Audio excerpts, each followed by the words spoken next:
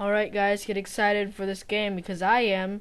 This is going to be a 2 versus 2. It's going to be the first 2 versus 2 I've ever done. And this is the reason I'm very excited for this game. This is eSTRO versus the Airforce ACE team. And this is going to be for the Shinhan Bank Pro League. And this is going to be on the eSTRO team, Soha and Cool versus on the Airforce team, H.O.T-Forever versus Sunny.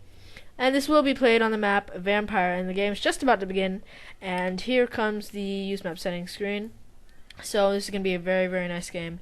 Can't wait to see this game. Now we see that the eSTRO team is Cool and Soha. Now I'm going to find out where the positions are, but I don't know why, but I really think that the 2 vs 2 team for the Air Force is very, very nice. We see that the Protoss player for the eSTRO team is going to be on the bottom left, and the Zerg player is on the top right. And this is going to be a very nice game. Now we see that the top left player and the bottom right player are both the Air Force team's players. And something I'd like to say about this match is that I really like 2 vs 2. This is a very nice map. It's pretty much meant for 2 vs 2 because of the double gas in each of your bases. There is a new map out that's called Desperado that also has two gases in your base, but this one is pretty much solely meant for 2 vs 2. And a little bit of my predictions right now. We see a 9 pool going up for yellow, and this is definitely going to be a very nice choice. Something that I like to do quite often, just because it's a good way to do a little bit of early pressure on your opponent, and it also provides with fast tech. White is not going to be doing a 9 pool. This will get his economy up a little bit earlier, but if he is rushed, he is going to be very, very much in danger, and his partner will need to help him. So right now we're just going to watch what unfolds. My predictions for this game is that the Terran player will either go Vultures, which are very nice versus Zerglings, and if he sees a lot of Mutalisks, he will go Goliaths. And my predictions for the Protoss player is that the Protoss player will probably go Mutalisks. I mean, not Mutalisks, I mean Corsairs, because a lot of Zerg players in 2 vs 2 will go Mutalisks. Either that or a lot of Zerglings, which are pretty nice support units. So right now this Marine seems like it is going to kill this Overlord right here. This is going to be very, very bad for the yellow Zerg if he cannot kill that, if he loses that Overlord. Because in such early game, it's very, very bad to lose that Overlord. And it will go down, it seems. And there it goes. It does blow up and explode all over the sky. But through 6 Zerglings coming in, going to try and do some early pressure. But it won't be successful now as the wall is completed right now for blue. And what I'd like to say is that the purple player, the purple Protoss, is not getting a gas, but in fact is getting a forge.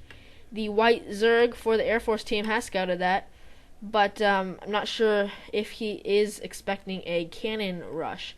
But we see that a Zealot and 6 Zerglings are going to try and attack white right now. White is really, really undefended right now, except for 8 Zerglings. And Zealot will be able to do a lot of damage as well as these Zerglings from the back. And, okay, so here's the attack, and this is a very, very nice example of 2 vs 2 team play. There is a sunken going up right now, so they have to do as much damage as possible. The eSTRO team has to do as much damage as possible before that sunken gets there. I'm not seeing the greatest play right now because they did retreat, but they could have definitely done a lot more damage than they did. And now we see 2 Zealots, which will be very nice.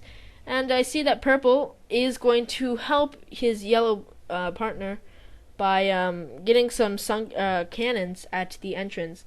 So we're really not going to see that Corsairs will be coming soon. Corsairs will be coming a lot later if he does go Corsairs, because he does not have an assimilator yet, and he is providing defense for his yellow Zerg partner.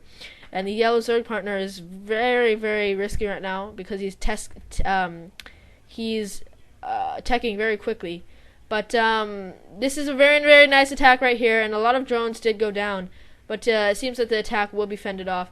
This is going to leave white very, very bad. He is going to get a very much delayed Spire. And this will definitely be a very big impact on this game, because Spire is one of the main things that Zerg needs to get as soon as possible, usually. Unless you see them getting a very early Spire and you can try and pressure with Zerglings. We see that the Spire for yellow is already complete. And this is going to be very, very hard for white to defend. He does know, though, that the Spire is complete, so he will probably try and get some spores. But overall, this is very, very bad position that white is in because of that early dual attack by purple and yellow.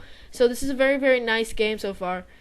That's a very perfect example of how to use your partner with you in attack and do as much damage as possible. So the evolution chamber is only just being morphed, so a Mutalisk will not be able to be fended off early. This is the advantage of a fast Mutalisk attack, and white is already injured from losing so many drones.